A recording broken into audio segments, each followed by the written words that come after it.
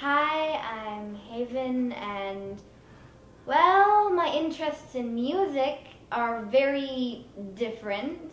I'm not a Justin Bieber fan. I'm not a One Direction fan. I'm a fan of hardcore Japanese rock and orchestral music, along with several other genres that are not very common.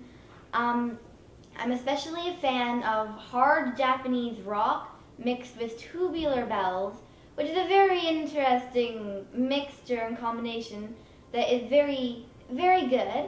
And I tend to be obsessed with openings for animes and the songs involved there, especially the animation that also goes with the songs, which are kind of like a version of a music video, but it's animated completely.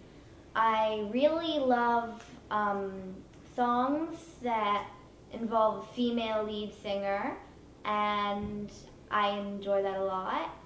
One of my favorite songs at this exact moment that's stuck in my head is a song called Aoi Aoi Anosora, and it is the third opening for Naruto Shippuden, and yeah, I just love the female lead singer there. I really have become involved with the Japanese culture because I love its media, I love its literature, and I just love its culture in general. I love its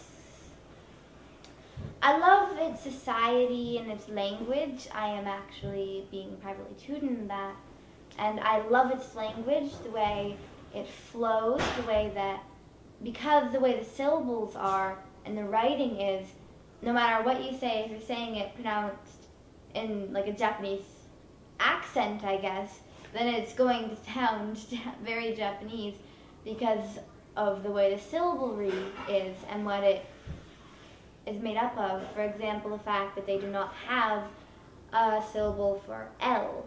There is no L in Japanese language, and there is no C in Japanese language. And there's a lot of letters missing from the Japanese language because it's not lettering, it's a syllabary. So, for example, some of the basic syllables or characters are a, I, U, E, O, ka, ki, ku, ke, ko, sa, shi, tsu, te, to, ta, chi, tsu, te, to, na, ni, nu, ne, no, ha, hi, hu, he, ho, ma, mi, mu, me, mo, ya, yu, yo, ra, ri, ru, re, ro, wa, wo, n. Those are the main syllables I've been learning so far, and that's the way you spell the words, which is very interesting. For example, if you want to spell the word flower, which is hana, you spell it ha-na, instead of like spelling out lettering, which I find is a very interesting concept. Because I'm so used to English and it's always the letters, and the words can have so many different pronunciations, and it's has a lot of variation.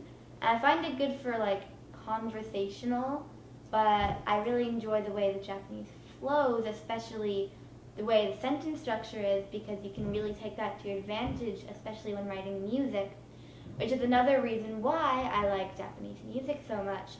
The wording flows a lot more because of the way the sentence structure is a lot more, you can stretch it around a lot more because the main principles is verb is at the end of the sentence. Yeah.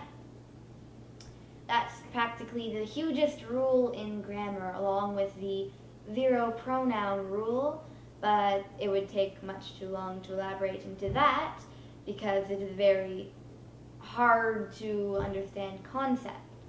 I also like their media. I find that their media, or their TV shows and movies, have amazing character casts and have, I'm mainly talking about the animation here though. They have amazing character casts, plots, artwork, and music. I especially love the supernatural or fantasy anime or Japanese animations, especially, for example, Naruto, Furushisuji, Deathnote,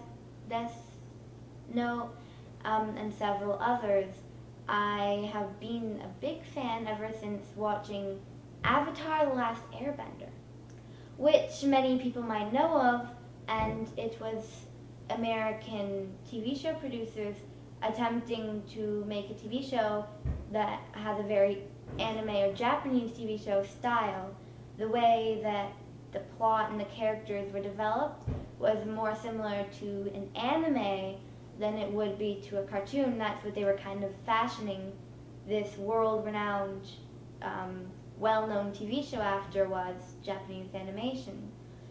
I really love the way that anime tends to be very multicultural, and it tends to have a lot of, like, it's very inclusive, and it does, and it is very, very inclusive. At the same time, they tend to represent a lot of different places, and yes, they do use stereotypes, but that's because that's what, when they look at the population as a whole to make a character, that's kind of what happens. So that reminds me of a certain anime that I've been watching called Hetalia. Hetalia is, well, it's practically one big stereotype. The entire plot is based around the main characters, who are, well, some of the main characters in the first season are Germany, Italy, Japan, Britain, France, America, Canada, China, and Russia, the Axis and the Allies powers in World War I and II. And so, I mean, yes, mainly II. And so the entire anime is focused, like this entire TV show is focused on interactions between the characters who are human representations of countries. So I find that very interesting because every interaction between the characters is actually a representation of some sort of historical event or is a way to state a fact. I especially love the way that they elaborate on a lot of history that is not as well known. For example, they elaborate a lot on the fall and rise of the St. Maria Order, the Teutonic Knights of Prussia. It's a country that was abolished directly after World War I, and it is not very well known, even though it's one of the great European powers. It also elaborates a lot on the Austrian War of Succession and on the rise and fall of the Holy Roman Empire, along with the battles between and alliances between Lithuania and Poland. I find that these are very interesting topics that you may not see in other types of TV shows and media because it's very different. It is very humorous, I can say that. They make the interactions between the characters very comedic. However, there is a serious undertone underneath all of the hilariosity and fun because it is representing warfare, so it does have to have a serious undertone to it. Yet it still manages to be fun and lighthearted, yet at the same time managing to convey history in a way that makes people focus. After watching this series, I suddenly became a history enthusiast and learned geography a lot better than any of my classmates. I tend to find that it's very educational, but very fun series to watch. This is just one of the examples of why I enjoy Japanese anime and Japanese media, because it's very different. Although a lot of the concepts have been used before, it always makes it work in a very different way than what I've seen before, and that keeps me very interested. I find that they really make use of the plot, and they really make use of the characters very well, intertwined with each other, and each character goes through much character development and has a very intricate backstory that somehow manages to somehow be involved with all the other characters one way or another, even though the connections might not seem very prominent, they are always there. Everything is always so connected and it always flows so well. I especially like the beautiful animation, and for the more action-oriented media, it has very well animated and well thought out battle scenes, but the drama and the emotion and the love and the romance is also very well thought out and very well, it flows very well and seems very real and actually makes an impact upon the watcher. These characters in this type of media don't really feel like characters. They feel like real people who you can sympathize with and who you actually care about really strongly. When these characters get hurt, it's tragic. Whereas when other characters hurt from other media that I've seen, I mean, it might be sad, but it still doesn't leave as much of an impact as a lot of the media I've seen watching anime from Japan, which really does leave an impact and is very unforgettable. I'm still always continuously thinking about old series that I've finished many times over, and yet they somehow manage to pop their way up and remind me of certain things. They're also they teach you a lot of life values. They're always very morale, unless it's a very dark anime, in which it's possibly an anti-hero as the main character, which is another thing that I find very nice. There's not always the same conflict of good and evil in the action. It's not always the same one person against another. The conflict is very, very different. For example, Deathnote is an anime about a character who comes upon a power, he gains a power to kill whoever he wants. He can kill them just by writing the name in a notebook while picturing their face. So although he does need their name and face in order to dispose of them, he can do that very freely. And so it's all about him and his struggle to defeat or to get rid of all the evil in the world and to create a new world and become the god of that new world, which I find is a very interesting concept, very psychological.